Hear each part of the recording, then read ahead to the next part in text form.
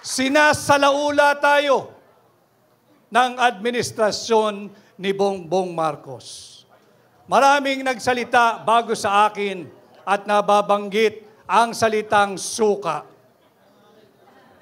Alam ho ninyo, ang suka ang kalaban ng tanso.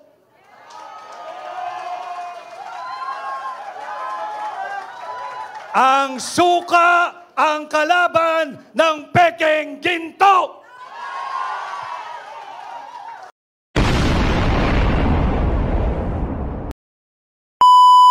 Number 56, Attorney Vic Rodriguez.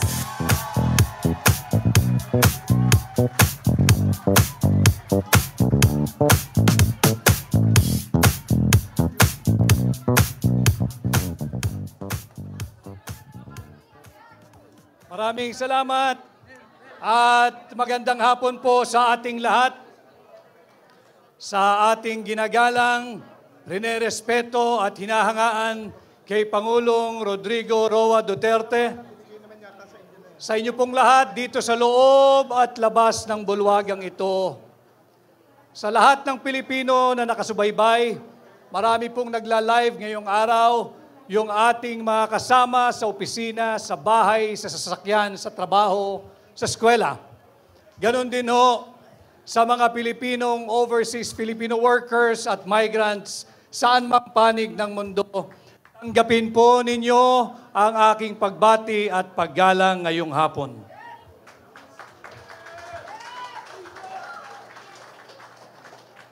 Ako po ay nagpapasalamat at ako'y gabilang sa inyong programa ngayong hapon. Salamat kay Pangulong Duterte at ako'y isinama dito sa tinatawag nating Duterte Senatorial Candidates.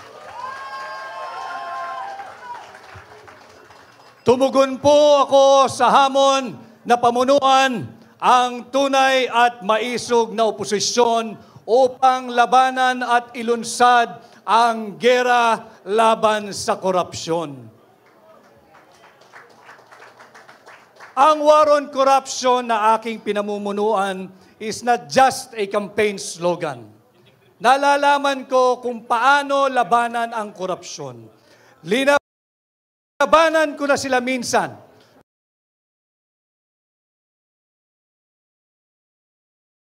Nung ako ay nasa Malacanang. At pinagpapatuloy natin ngayon. Nag-file po tayo ng kaso kamakailan. Linabanan natin yung anomalous, illegal, immoral, invalid, and unconstitutional and criminal 2025 budget. Saan ka nakakita nagpapasa ng 6.352 trillion pesos panay blanco ang Bicameral Conference Committee report? Sinasalaula tayo ng administrasyon ni Bongbong Marcos. Maraming nagsalita bago sa akin at nababanggit ang salitang suka. Alam ho ninyo, ang suka ang kalaban ng tanso.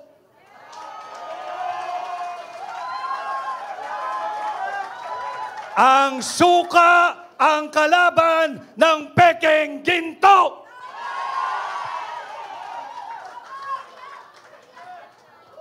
Hindi man po ako gumagawa ay nakabili ng suka ng maraming ulit at nautusang bumili ng suka ng maraming ulit. May diploma ho ako at nakapagtapos ako ng kolehiyo. Meron akong diploma at nakapagtapos ako ng abogasya. At higit sa lahat, meron akong certificate na nagpapatunay na ako ay isang ganap na abogado. Kaya ako ay natutuwa kung ito man ang Team Suka. Isa po akong proud member ng Team Suka. At atin pong lalabanan ang Team Sinusuka.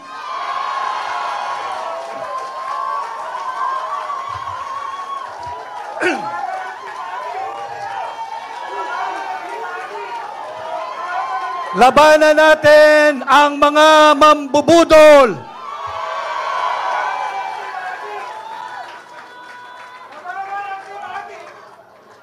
Sabi ni Konsehal Rani Ludovica, labanan ang team. Tutungo tayo mamaya dyan. Alam ho ninyo, tinanggap ko ang hamon na pamunuan, ang tunay at maisog na oposisyon. Ang tunay at maisog na senador ninyo sa Senado. At bilang senador ninyo, ating pong lalabanan ang korupsyon at sisimulan po natin yan sa pagbabantay taon-taon sa ating national budget. Hindi tayo papayag na pupunuin ng korupsyon ng pork barrel ng akap ng AIX. Babantayan natin taon-taon ang ating national budget nang sa ganon, hindi na magkaroon ito ng 28 blanco at nauwi sa tinatawag nating GAA. Subalit bilang senador ninyo, kailangan ko po ng katulong. Kinakailangan kong makasama sa tulong ninyo ang isang veteranong mambabatas, matapang, magaling. Dalhin po natin sa Senado si Senador Attorney Dante Marcoleta. At hindi lamang po isa, kinakailangan pa nating magsasama ng isang veteranong abogado.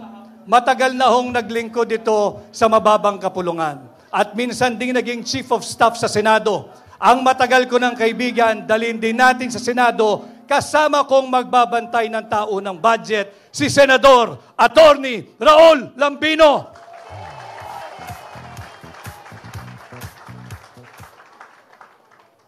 At bukod po sa pagbabantay ng ating tao ng budget, makailang beses ko na rin pong napaliwanag at nailahad sa inyo. Bilang senador, akin pong aamyendahan ang tinatawag nating plunder law o yung batas laban sa pandarambong.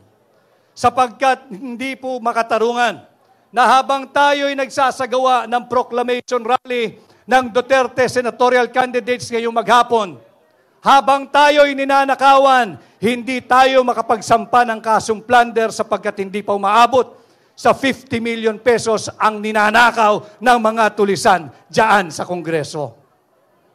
Bilang senador ninyo, aamyendahan ko ho ang plunder law o yung batas laban sa pandarambong.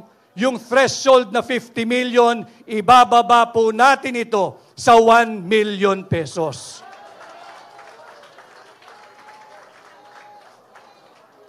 Subalit, kagaya rin po ng ipinakita kanina, bilang principal author, kinakailangan ko rin ang mga kasama sa Senado. Kinakailangan nating kasama na hahabulin ang mga magnanakaw sa Malacanang. Kinakailangan natin ibalik ang aking makakasama, ibalik natin sa Senado, Senador Bongo!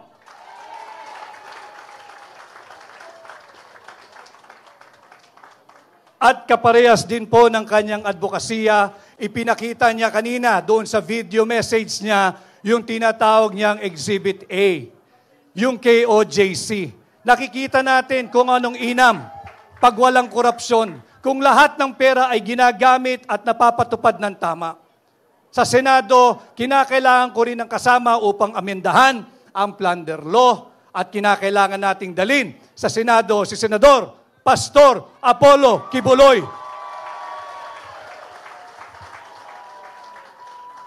At pag naamyendahan po natin ang plunder law, isasabatas ko po ang pagbabalik ng death penalty sa lahat na magnanakaw sa pera nating mga Pilipino.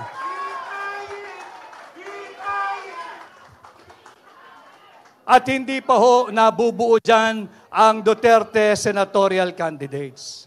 Pag nagawa na po natin yan, meron na tayong pagbabantay sa budget, meron na tayong pagbabantay at pag-amenda sa plunder law, ang pagbabalik ng death penalty, lalabanan din natin ang muling paglaganap ng illegal na droga.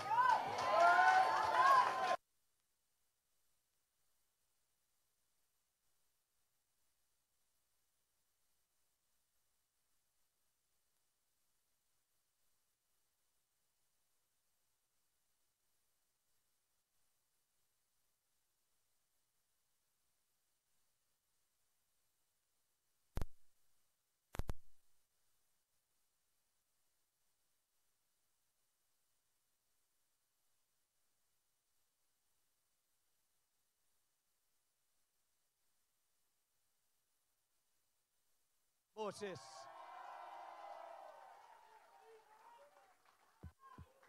At kagaya nung aking sinasabi, patuloy nating lalabanan ang paglaganap muli ng iligal na droga. Bilang senador, ipapanukala ko ang pag-amyenda dito sa batas na nagtatag sa Philippine Drug Enforcement Agency. Higit nating palalakasin ang PIDEA. Bibigyan natin itong kapangyarihang magsagawa ng taunang mandatory drug testing sa lahat ng tao sa gobyerno.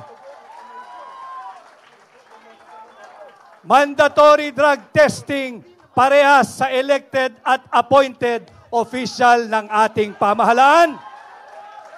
Walang exemption. Sisimulan natin ito sa Malacanang.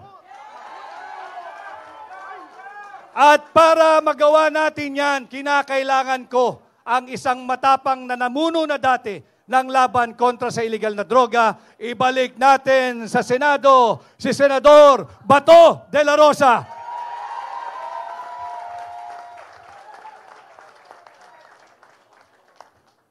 Siyempre, kinakailangan din natin ng mga kasamang abogado. Sapagkat laban sa illegal na droga, dapat ang parameters ay all within the Constitution and within the rule of law. Dalhin po rin natin sa Senado ang aking kaibigan, ang aking amigo, si Attorney Senator J.V. Hinlo.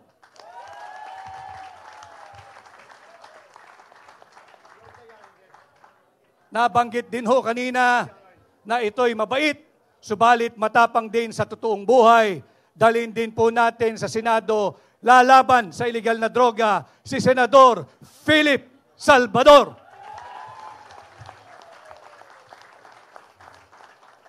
And last but not the least, tulungan din po natin ang bagong abogado, ang bagong kasal, ang bagong senador, Senator Attorney Jimmy Bondoc. Ito po ang bumubuo ng Duterte senatorial candidates. Tulungan niyo po lahat kami mga kampanya, tulungan niyo po tayo lahat na mapunta sa Senado. Ang issue po natin ngayon ay ang maanumalyang 2025 budget. Subalit pilit nilang linilihis kung kaya't puinersa nilang ipasok itong unconstitutional na impeachment complaint laban kay Vice President Inday Sara Duterte. Sinasabi kong unconstitutional sapagkat pinangalanan nila itong verified impeachment complaint. Alam na mga abogado rito, pag sinabi mong verified, dapat ito'y nabasa mo. Ito'y base sa iyong personal knowledge o dili kaya'y base sa authentic documents.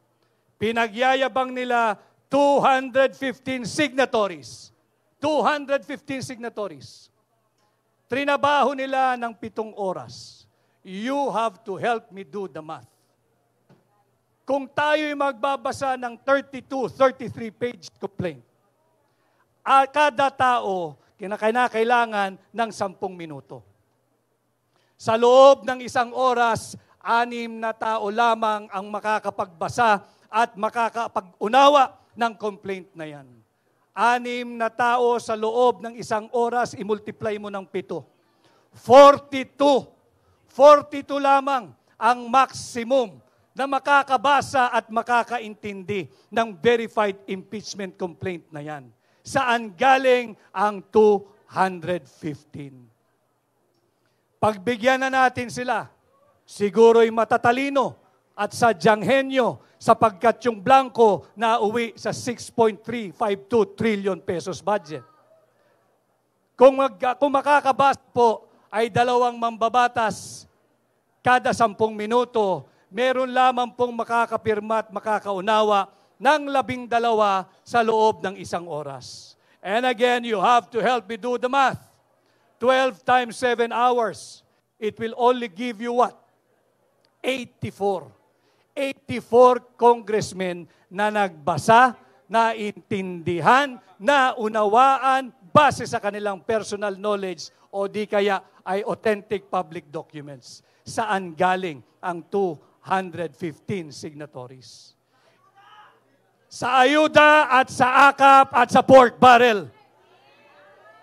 Kaya ngayong eleksyon, we should all understand what is at stake for our country this midterm election. Ninanakaw na ang pera nating mga Pilipino. Nagbebenta ng 25 toneladang ginto. Hindi sinasabi kung sinong bumili at magkano ang pagbebenta nito.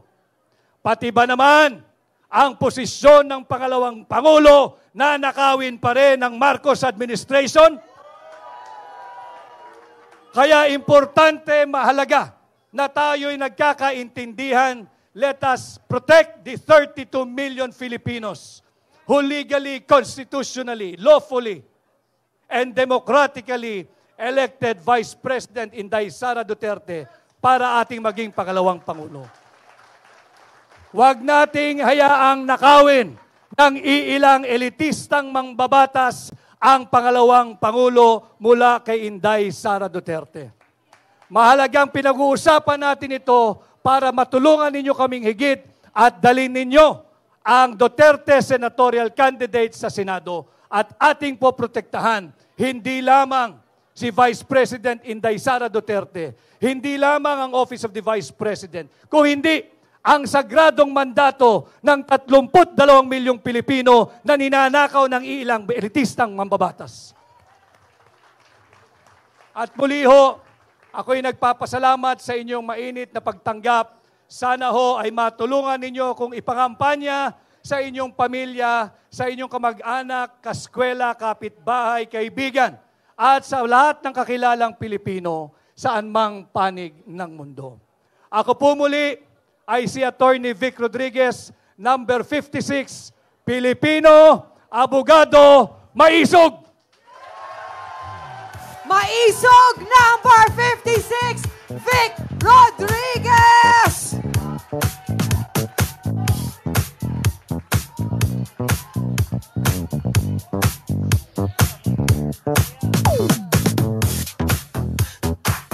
Microphone for Eric, please.